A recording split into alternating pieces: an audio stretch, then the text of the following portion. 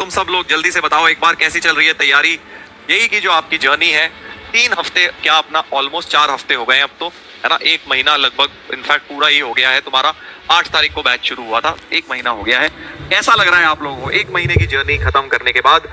कैसा लग रहा है? चलो पोल पे डिस्कस करेंगे, पोल पे डिस्कस करेंगे भाई। 4 ऑप्शंस लिख देता हूं। सबसे पहले तो ए ऑप्शन, सर मजा आ रहा है, मजा आ रहा है, अच्छा लग रहा है मतलब। बी, टफ लग रहा है, बहुत टफ लग रहा है। सी ऑप्शन, डीमोटिवेटेड, डीमोटिवेटेड लग रहा है। और डी ऑप्शन, कहां फंस गए सर, कहां फंस गए, इतनी मुश्किल कैसे करूंगा सर, क्या होगा मेरा, कहां फंस गए, जेई की तैयारी, गलत डिसीजन तो नहीं ले लिया कहीं?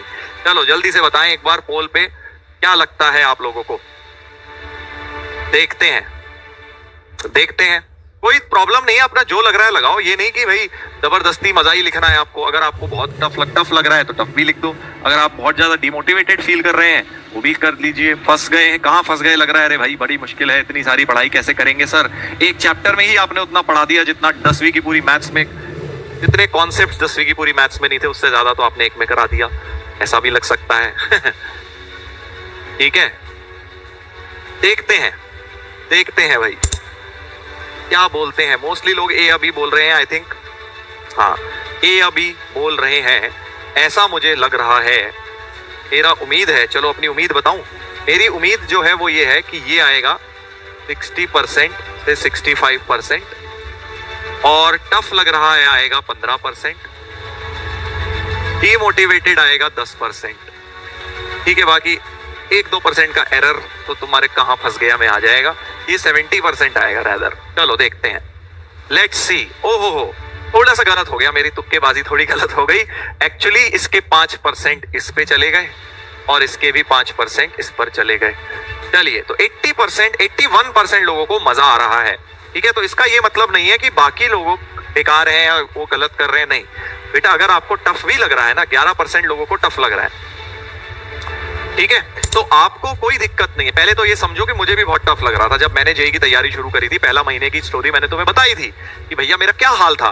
मैं तो बिल्कुल एकदम छोड़ने के उस पे आ गया था कि यार मेरे से तो हो ही नहीं सकता जेई, बहुत बेकार, बहुत ज्यादा टफ चीज है, मेरे लायक नहीं है।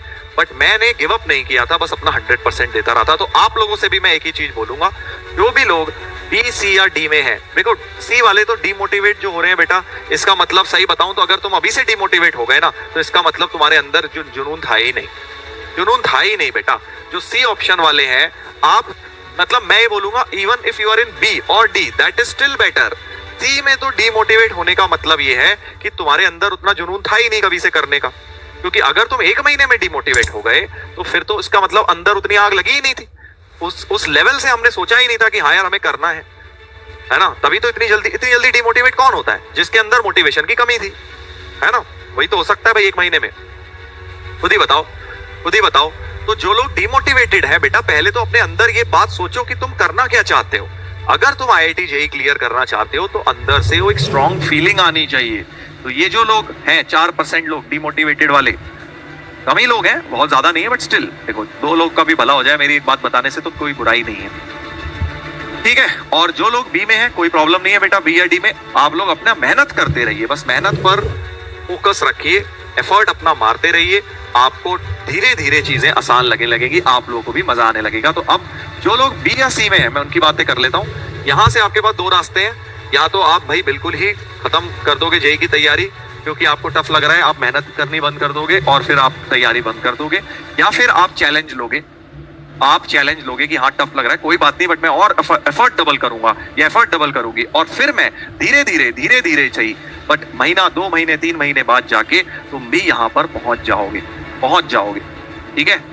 जो गलती करी है 1 महीने उनको मत रिपीट करना, तो तुम भी पहुंच जाओगे, ठीक है। इसीलिए तो फर्स्ट मंथ थोड़ा बेटा स्लो चलते हैं। अब देखो 17 लेक्चर में हमने एक चैप्टर कराया है आपको, ताकि आप सब लोग एक बार उस जर्नी में आपकी गाड़ी सही पटरी पर चल पड़े। एक बार गाड़ी सही पटरी पे चलेगी फिर तो धीरे धीरे हम उसको खींच ही लेंगे आगे के चैप्टर्स में, ठीक है भाई।